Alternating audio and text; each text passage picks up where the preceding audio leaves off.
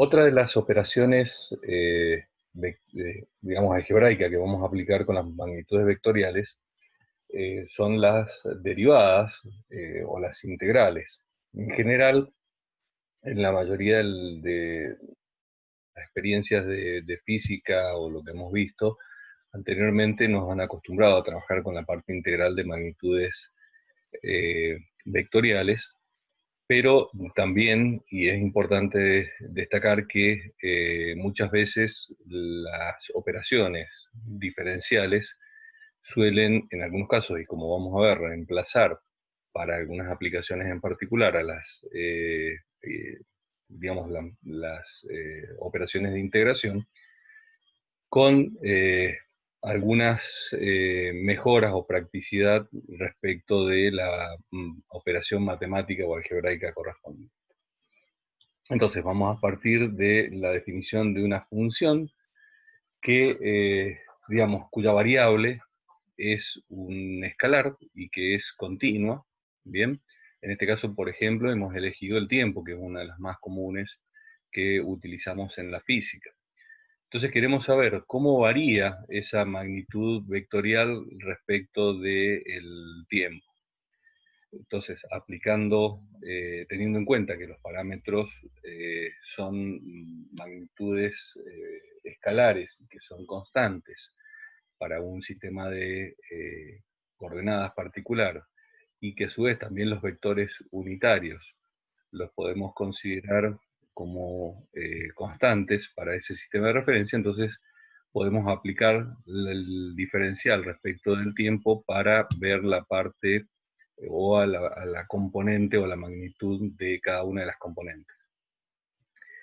De la misma manera, si quisiéramos definir un diferencial o un valor, una variación infinitesimal de esa magnitud vectorial respecto de esa variable o del tiempo, como es el ejemplo que estamos viendo, lo podemos expresar también a través de las variaciones infinitesimales de cada una de sus componentes. Si observamos esta expresión que tenemos acá y la comparamos con la que habíamos visto inicialmente para representar los sistemas o caracterizar los sistemas de coordenadas, vemos que coincide con las expresiones que habíamos estado utilizando.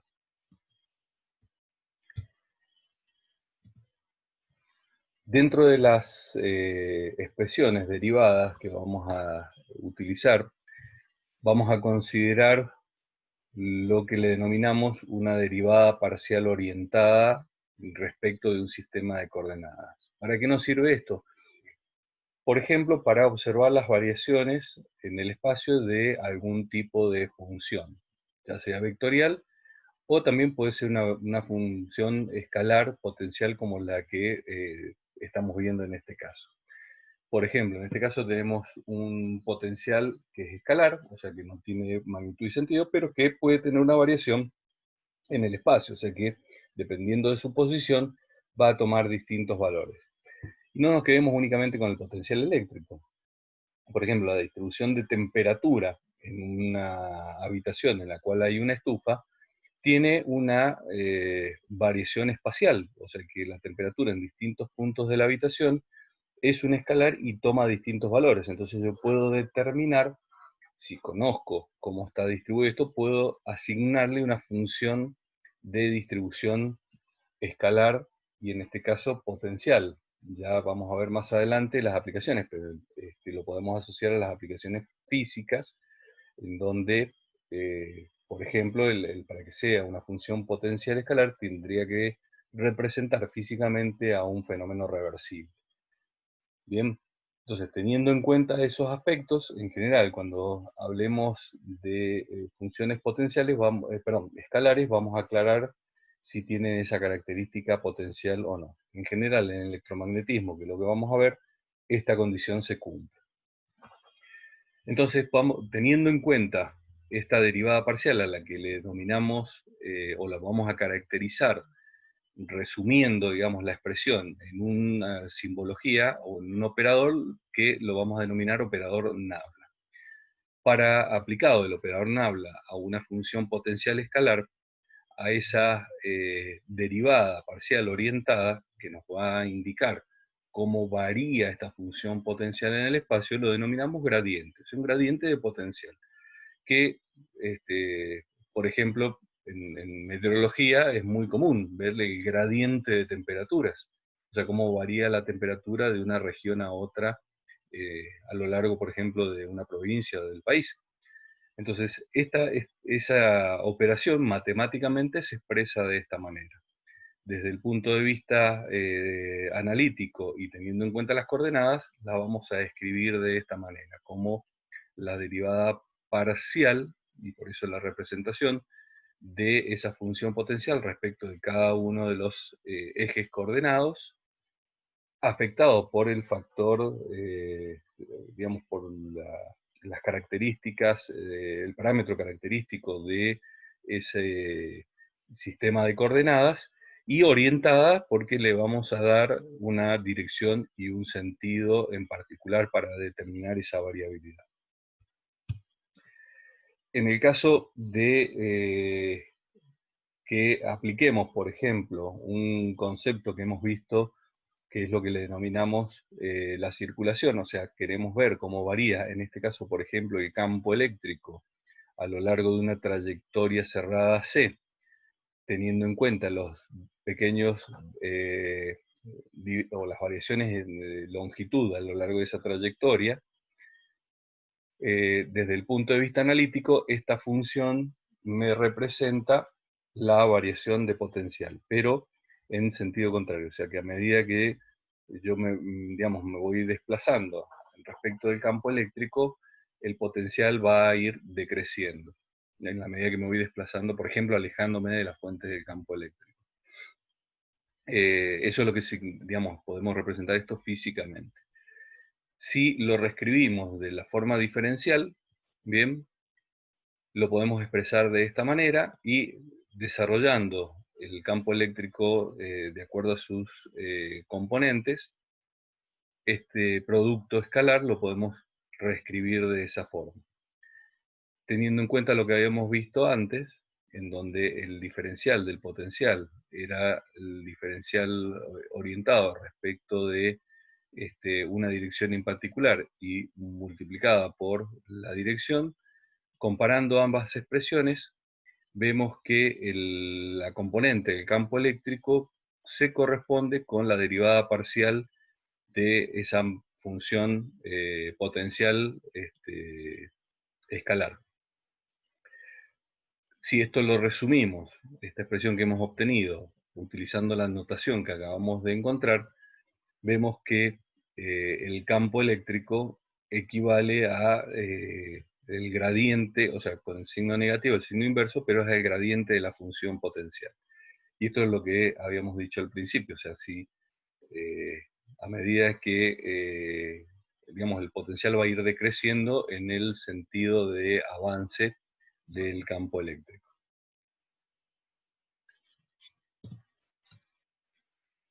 Otra de las funciones, o sea, cuando aplicamos este operador Nabla, esta derivada orientada, pero en lugar de hacerlo con una función escalar, lo hacemos con una función vectorial, bien, a esta aplicación, que es el producto escalar del operador Nabla con respecto de la función vectorial, lo denominamos divergencia. O sea, desde el punto de vista representativo nos dice con qué rapidez cambia esa magnitud escalar en un punto dado del espacio. O sea, si tiene una variabilidad y con qué rapidez lo hace. Si este desarrollo general que hemos logrado acá, que en definitiva es aplicar lo que habíamos visto del desarrollo del operador Nabla y aplicando el producto escalar, y en particular lo adaptamos para las coordenadas cilíndricas, obtenemos esta expresión, ¿bien? En donde tenemos un primer, digamos, aplicando los parámetros de las coordenadas, nos queda este término, y luego aplicando cada una de las derivadas afectadas por el parámetro correspondiente. Lo que hemos hecho acá debajo es simplemente aplicar la distributiva de este elemento y resolver digamos, en el caso de que haya, como en este caso, la derivada respecto de z, entonces el valor de ρ es una constante y lo puedo sacar afuera de la derivada. Entonces, resolviendo, me queda esta expresión. Vemos que si la variabilidad, por ejemplo, fuera únicamente en sentido radial, por ejemplo, si quisiéramos saber, analizar el campo eléctrico de una carga puntual, no voy a tener variabilidad, digamos, a lo largo de un conducto no voy a tener variabilidad en el eje Z, porque las cargas distribuidas en un conductor longitudinal son iguales, y tampoco lo voy a tener en el ángulo, porque independientemente de qué posición alrededor del cable me ubique, siempre el campo va a estar distribuido de la misma manera, por lo tanto, solamente voy a tener una variabilidad si me alejo o me acerco a ese conductor. Entonces, esa sería una forma de combinar lo que habíamos visto del análisis o aplicar el sistema de coordenadas correcto y aplicar la operador Nabla para obtener cómo varía el potencial de un conductor longitudinal rectilíneo muy largo a medida que me alejo o me acerco del mismo. En el caso de, digamos, vamos a aplicarlo en particular, por ejemplo, para lo que conocemos como la ley de Gauss, que lo que me dice es que el flujo eléctrico va a estar determinado por la variabilidad del campo eléctrico. En este caso en particular estamos hablando de la densidad del campo eléctrico en una superficie cerrada, y que si este resultado o el flujo, tengo un flujo neto, o sea, un flujo distinto de cero, ello implica que dentro de esa superficie cerrada hay una determinada cantidad de carga neta. Si, si vemos la definición de la carga neta teniendo en cuenta la distribución volumétrica de carga en una región del espacio y analizando cuál es la carga total debido a esa distribución volumétrica, podemos definir el valor o la cantidad de carga neta existente. Igualando, digamos, aplicando, perdón, el teorema de la divergencia o de Gauss-Ostrogradski, que me dice que la integral de una superficie cerrada de una magnitud vectorial a lo largo de esa superficie equivale a la divergencia de esa magnitud vectorial en ese volumen encerrado por la superficie, y comparando ambas expresiones llegamos a lo que se conoce como la expresión de la ley de Gauss de punto. ¿Por qué? Porque en realidad, en la expresión general de ley de Gauss, lo que hago es una superficie en una región del espacio, lo que me permite la divergencia del campo eléctrico es ver si en esa región del espacio en particular hay una variación del campo eléctrico, y si lo hay, quiere decir que eso está asociado a una distribución volumétrica de cargas. Como es una distribución volumétrica, eh, en realidad es por unidad de volumen, por eso es que lo puedo representar en un punto específico del espacio. Ya vamos a ver la utilidad de llevar todas las expresiones que hemos visto lineales o integrales en física a expresiones de punto o diferenciales, que es la aplicación que vamos a ver. Otro de las aplicaciones del operador Nabla es la función que denominamos rotor. El rotor lo que me indica es si hay una magnitud vectorial que tiene ciertas características, bien, o sea, que tiene características de tipo rotacionales o vorticosos, esto es, que va a conformar líneas, digamos, del mismo valor de campo, pero que están cerradas sobre sí mismas. Lo que me indica el rotor es, o me asocia a esta variabilidad con el origen. Y particularmente para que exista una variabilidad de este tipo, el origen tiene que ser netamente vectorial. Bien, por eso es que el resultado es la aplicación del rotor, me da como resultado una magnitud de tipo vectorial. Si hacemos la aplicación particular para coordenadas esféricas y operamos, llegamos a esta expresión, que parecería un tanto compleja, pero que en realidad, si aplicamos las condiciones de contornos adecuadas, podemos simplificar algunas de las variables como hicimos anteriormente. Vamos a ver una de las aplicaciones que tiene, que es, vamos a partir de lo que se conoce como la ley circuital de Ampère, bien, que me dice que la circulación en una trayectoria cerrada, indicando o viendo las variaciones del campo eléctrico, si existe, digamos, hay una variación del campo, perdón, magnético a lo largo de esa trayectoria cerrada, quiere decir que hay la superficie determinada por esa trayectoria cerrada es atravesada por cargas eléctricas, o lo que se conoce como corriente eléctrica encerrada por la trayectoria.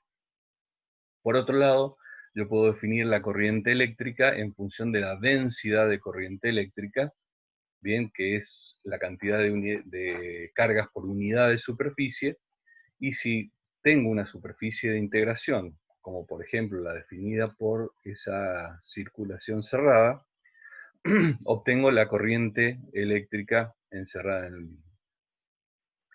Si aplico el teorema de Stokes, que ya también lo vamos a ver un poco más adelante cómo llegamos a esta conclusión, vemos que comparando ambas expresiones, el rotor del campo magnético da como resultado la densidad de corriente eléctrica que le da origen a ese campo eléctrico en particular. Y acá es donde viene esa denominación de rotor o rotacional, como habíamos dicho. Si esa corriente eléctrica circula, por ejemplo, en un conductor rectilíneo, las líneas de campo magnético van a estar rodeando de manera concéntrica a ese conductor y van a ir variando de intensidad a medida que me alejo. Pero todas las líneas de campo son cerradas sobre sí mismas y concéntricas al conductor por donde circula la corriente. A esta expresión es la que se conoce como ley de Ampère, nuevamente en forma diferencial o en forma puntual. En algunas de las aplicaciones, requiere, mejor dicho, conocer no solamente si existe una variabilidad, sino qué tan rápido se produce esa variación. Entonces, puedo aplicar la divergencia del gradiente de una función potencial. A esta operación, cuando se la aplica sobre una magnitud escalar potencial, se la conoce como laplaciano de la función escalar. Pero también el laplaciano, o sea, esta doble integración para conocer la variabilidad, la puedo aplicar a una función vectorial.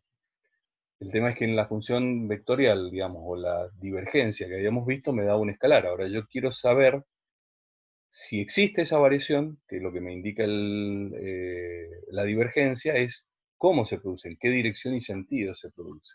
Entonces ahí aplico acá me ha faltado, lamentablemente, esta es un escalar, ya lo voy a corregir. O sea que el laplaciano de una función vectorial me da como resultado un vector. Nuevamente, acá lo tenemos.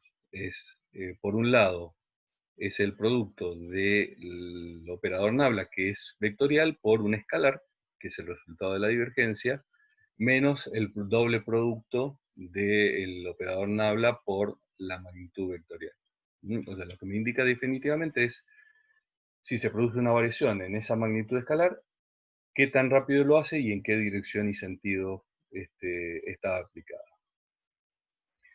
Si esto lo aplicamos a los campos vectoriales, bien, que es tema de la próxima clase, vemos que aplicando las condiciones que hemos visto o las operaciones algebraicas utilizando el operador nabla, podemos caracterizar cada uno de los campos. Si la divergencia es igual a 0, quiere decir que no hay variación, y si el rotor es igual a 0, quiere decir que tiene un origen no vectorial, eso me representa un campo estático uniforme.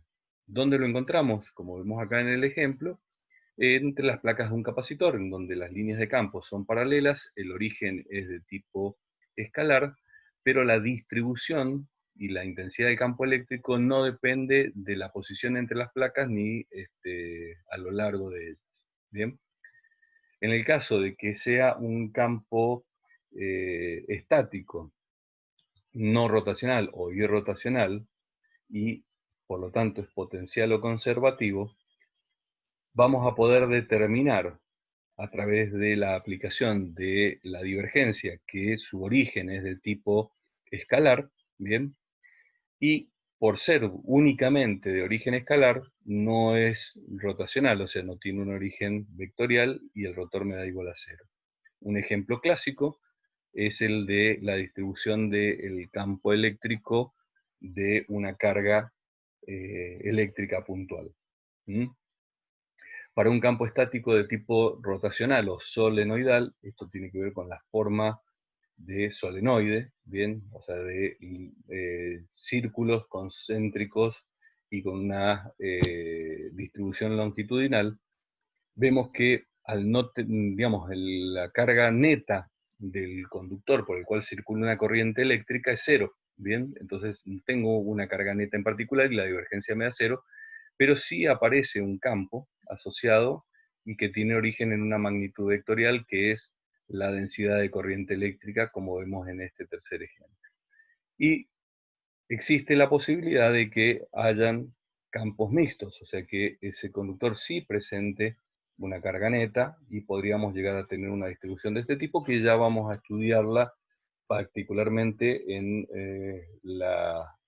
digamos, en el tema del trabajo práctico siguiente, que es la teoría de campo en general y después la aplicación en particular a los campos eléctricos estáticos o magnéticos estáticos también, para posteriormente seguir avanzando sobre los campos variables en el tiempo o dinámicos.